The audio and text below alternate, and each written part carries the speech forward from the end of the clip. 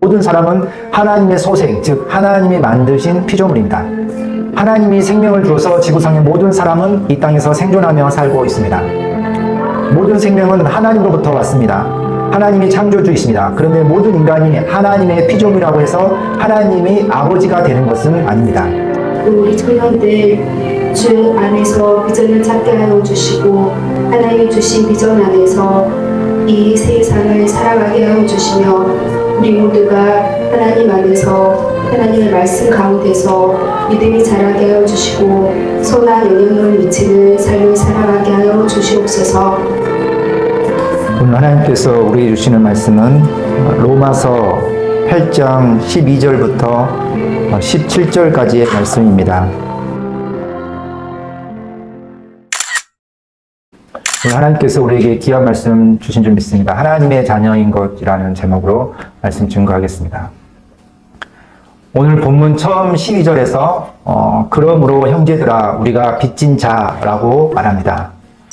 여러분은 빚을 져본 적 있습니까? 남에게 돈을 꾸면 빚진 자가 됩니다. 또 남에게 어떤 큰 도움을 받았을 때도 그 사람에게 마음의 빚을 가지게 됩니다. 빚진 자의 심정은 어떠합니까? 그 빚을 속히 갚으려는 마음을 가지게 됩니다. 그러면 사도 바울은 오늘 말씀에서 우리가 누구에게 빚진 자라고 말하고 있는 것일까요? 바로 성령님에게 빚을 진 자라고 말합니다. 우리는 성령에게 빚진 자입니다. 그렇다면 왜 성령에게 빚진 자라고 하는 것일까요? 성령님 우리에게 영적 생명을 주셨기 때문입니다. 성령님이 우리가 전에 거하던 죄와 사망의 법에서 생명의 법으로 우리를 해방시켰기 때문입니다.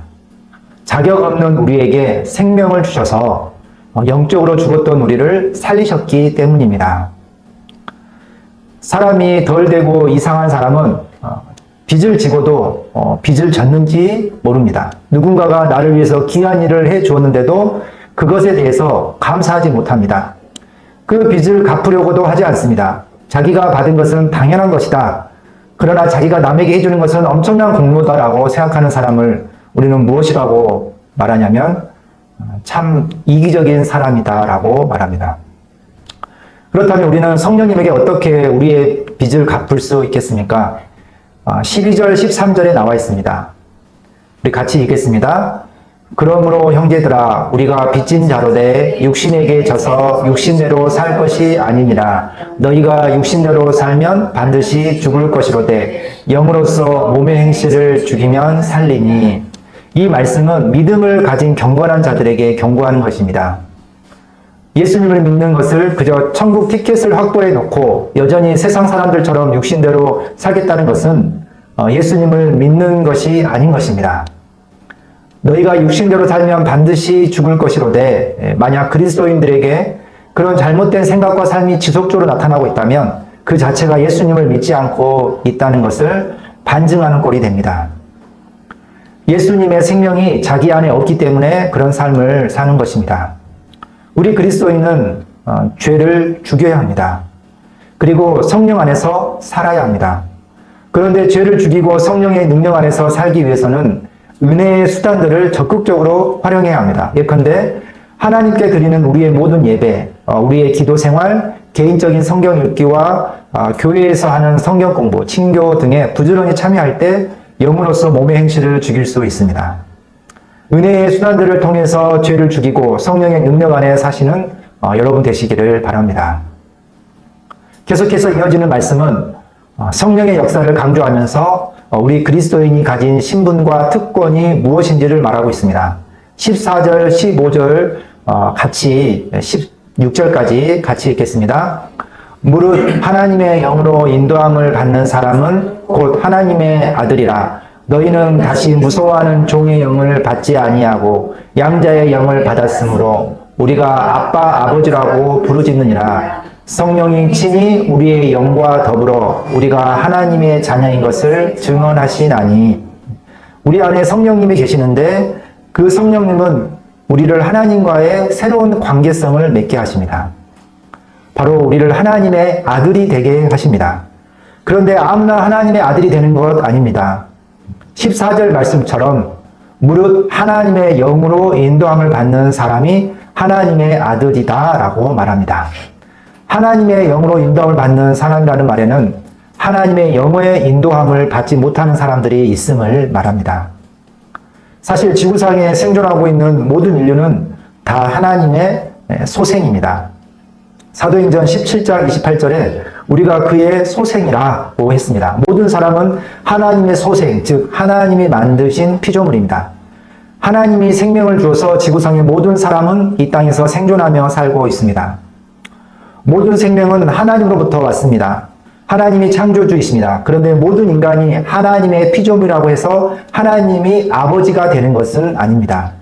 예수님을 믿지 않고 성령의 인도하심을 받지 않은 자들은 하나님의 피조물은 되지만 하나님의 아들은 아닙니다. 게다가 하나님의 피조물임에도 불구하고 자신이 하나님으로부터 왔다는 사실을 모르고 마치 개가 자기 주인을 못 알아보고 주인을 물어버리는 것과 같은 행동을 합니다.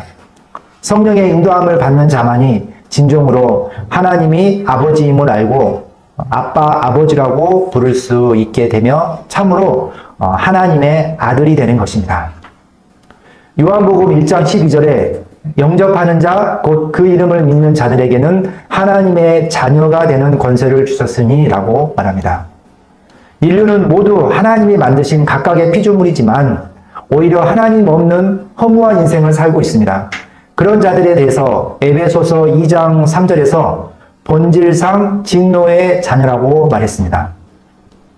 우리가 예수님을 믿는 순간 성령의 인도하심을 받으면서 더 이상 하나님의 진노를 받아야 하는 자들이 아니라 하나님의 아들이 되어서 하나님을 아빠, 아버지라고 부르는 새로운 인격적이고 친밀한 가족적 관계로 들어서게 되는 것입니다. 이것을 요한복음 1장 13절에 따르면 혈통으로나 육정으로나 된 것이 아니라 하나님께로부터 난 자들만이 누릴 수 있는 혜택입니다. 유대인들은 그들의 혈통과 그들의 공로로 하나님의 자녀라 생각했습니다. 하지만 오늘 말씀은 그리스도 안에서 하나님의 은혜로 양자되었기 때문에 하나님의 자녀가 된 것이라고 분명히 말합니다. 성령이 우리 안에 계시면 우리가 종의 영을 받지 아니하고 양자의 영을 받아서 하나님을 아빠, 아버지라고 부를 수 있습니다. 성령 하나님이 친히 우리의 영과 더불어 우리가 하나님의 자녀임을 증언하십니다. 기독교 구원론에서 양자라는 주제가 있습니다. 본래 친아들이 아닌 사람을 입양하여 아들을 삼아준다는 뜻에서 양자입니다. 우리는 주변에서 아이가 없는 부부는 양자를 들여서 친자식처럼 키우는 경우를 보게 됩니다. 입양이 될 때 어떤 부부가 입양하느냐에 따라서 아이의 인생이 180도 바뀔 수 있습니다. 예수를 믿어 하나님의 법정에서 칭의를 받은 자들, 곧 하나님 앞에서 의롭다함을 받은 자들은 이제부터 하나님의 자녀로 입양이 됩니다.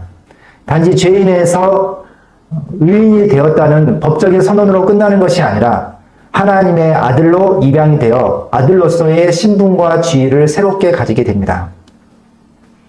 양자된다는 것은 타락한 아담의 가정, 곧 마귀의 자식에서 빠져나와 하나님의 가정에 입적이 되는 것을 말합니다. 본래는 하나님의 아들이 아니지만 양자됨으로 인해서 아들로서의 새로운 신분과 지위를 받게 됩니다. 이것이 실로 놀라운 은혜입니다. 천사들을 생각해 보아야 합니다. 천사들은 하나님의 명령을 수행하는 고귀한 존재들입니다. 그러나 천사들은 하나님의 자녀는 아닙니다. 자녀가 될 수 있는 것이 아닙니다. 우리가 양자되었다는 것은 천사와도 비교할 수 없는 엄청난 신분을 얻게 되었다는 것을 의미합니다. 여러분, 한 아기가 입양이 되어 자녀로서의 새로운 지위와 신분을 법적으로 얻게 됐을 때 거기서 오는 가장 큰 변화가 무엇이겠습니까? 호칭의 변화입니다. 전에는 아빠, 엄마라고 부를 수 있는 사람이 없었는데 이제는 아빠와 엄마라 부를 수 있는 사람이 생기는 것입니다. 예수님을 믿어 성령의 인도하심을 받은 사람은 이제부터 하나님을 아빠, 아버지라고 부를 수 있게 되는 것입니다.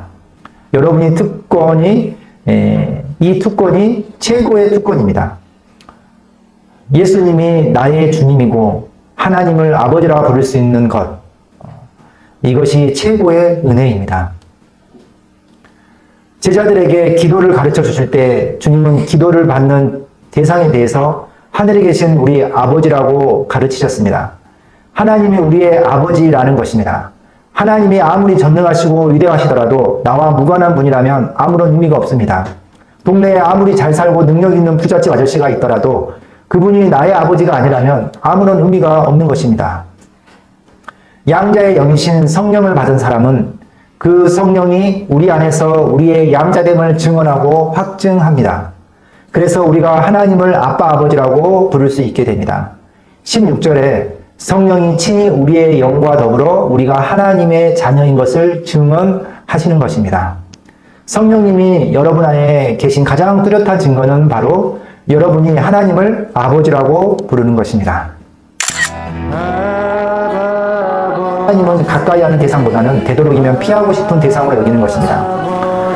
주일에 예배 빼먹으면 벌받고 징계를 받을 것이다. 그렇게 예배 빠지면 안 된다. 이런 식으로 생각하는 것입니다. 하나님을 그들의 행위로 진노를 달래야 하는 분으로 인식하는 것입니다. 이런 경우는